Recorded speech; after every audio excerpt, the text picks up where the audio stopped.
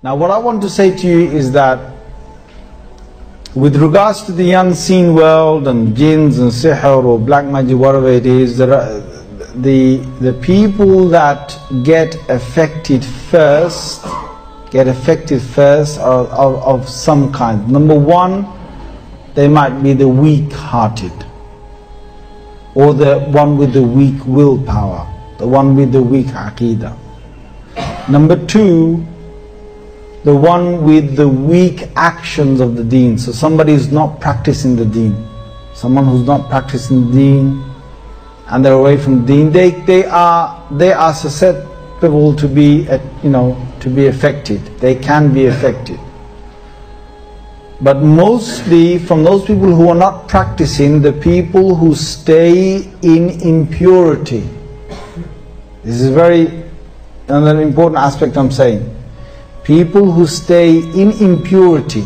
So a person sleeps with his wife, or na'udhu billah, sleeps with a woman he's not supposed to sleep with, and they basically are in a state of janaba. They're supposed to have a ritual bath and cleanse their whole body through having a proper bath, and they don't do that. Now they are asking, shayateen, come, be with me. Okay? Now shaitan, wherever you are, come be with me, because shaitan has no reason to be away from them. You can read Quran at that time, your Quran is not going to be accepted. Women on their menses, it's an impure state, and they should basically, it's not just because they're on the menses.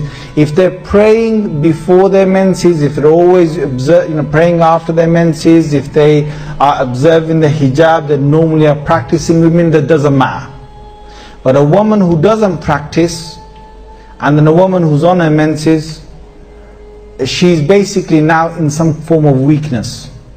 She's now prone to I'm not saying she's going to get attacked straight away. Please don't get the message wrong, alright? But I'm saying that she is weak. Now there's weaknesses. Now the weaker you become, the stronger you see your opponent, and the more you basically can be prone to some kind of attack. In terms of najasa or impurity, there is keeping the fingernails long and having a lot of dirt underneath it, to not clean the unwanted hair off the body, around the private parts, under the armpits, not doing that for more than 40 days.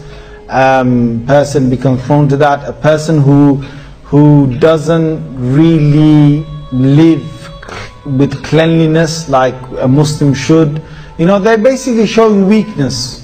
Now we're not saying something's going to attack them, but it's almost like your immune system. If winter's arriving, a lot of you, I'm seeing you'll have cardigans, you'll have something thick to wear, unless of course you're a hot person. Some people they're hot anyway.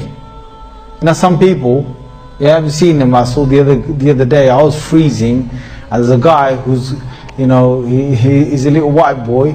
He's basically got his whole body uncovered.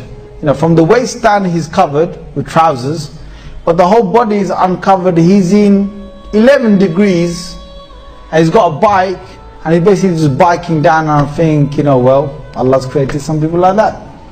They don't feel the cold. There's others who will feel the cold really easily. Now the same thing with the unseen world and some of the ghoulies that are out there. Your weakness is key to what actually happens. Weakness of belief, or weakness of whatever. It's an immune system. We've all got an immune system. Now to boost your immune system, what do you do in the normal world? This is how literally you've got to see it. If you're basically catching a cold, you've got to boost your immune system. Now naturally, if you eat properly, if you rest properly, your immune system is going to be high. But if you're not doing that, if you're not eating properly, if you're not sleeping properly, immune system is weak. and then you go out, you know, without protecting yourself properly, and the cold catches you, then you get a flu, all right, or you catch a cold. Now, it doesn't matter, it's not the end of the world. You catch a cold, and what happens after that? Well, you know, if you're a young man, you can just, you know, you can just sweat it off. If you're a young man, you can sweat it off. You don't have to bother too much. If you're a little bit older, maybe, you know, a few lemsips, whatever, you know, get some ginger, whatever, lemon, this and that, paracetamol, no. A few mornings, whatever, then you sort of, you know, burn it off. But if you're basically, if you're already, you've got a weak body, or you're old, then you might be looking at some serious sort of 2 weeks in bed, 3 weeks in bed, you know, just for a simple cold or a simple flu, and you can't shake it off, or you're having difficulty shaking off. Why is that? It's all to do with the different you know, strengths that are playing with one another. Now, with this thing about yourself, myself, and the unseen world, and what the creatures that Allah has created in the unseen world, firstly, you know, there's not going to be, you know, I don't want everyone to think that out there, you know, my God, you know, oh my God, I've got long nails, you know, quickly cut. You know, I don't want you to start thinking, you know, like that straight away. But what I want to say to you is that it's a case of two different strengths. Two different strengths.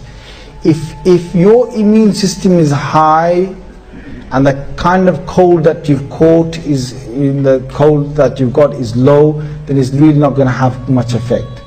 But if your immune system is low, and the type of thing that you've caught is high, right, it's going to affect you. Now, you could have a strong immune system, but you might get something which is really tough. It's not a cold. It might be some kind of real serious illness. It might be TB. Now, if someone's got a good, strong immune system, but you get TB, it's going to affect you. It's going to affect you. And you're going to have to do something strong to shake that off. Yes or no, brothers? Yep. You're going to have to stay in hospital. You have to take several tablets throughout the whole of the year, and you're going to have to shake it off. Now, look at the seriousness of TB. It's not a small case. It's a serious disease that people can die with. So now you can understand, from this world of jinns and sihr and so on, there is a strength within themselves.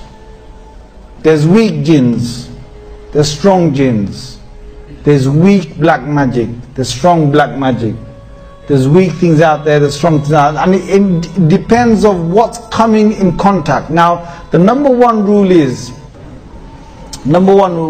that jinns, or the whatever Allah has created in terms of the world of jinns, they're not supposed to cross over into our world.